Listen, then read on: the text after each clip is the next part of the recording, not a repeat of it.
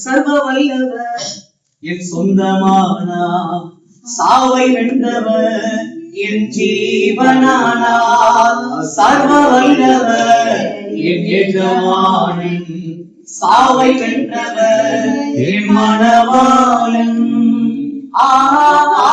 இது அதிசயம் தானே, இது உண்மைதானே,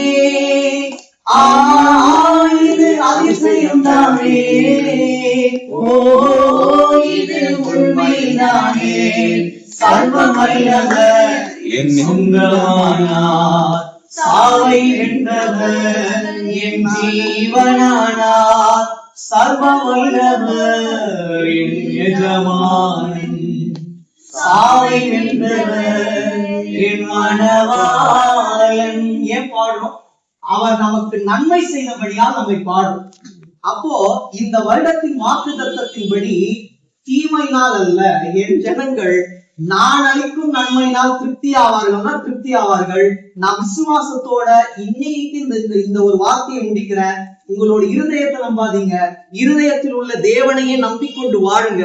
உங்களுடைய காரியங்களை வாய்க்கும்படியாக தேவன் செய்து நன்மையினால் நாங்கள் நிறைந்தோம், தீமை அல்ல. ஆண்டு முழுவதும் நன்மையே எங்களுக்கு தந்தார். நீங்கள் பாடும்படியான காலம் வெகு சீக்கிரத்தில் வரப்போகுது. கண்களை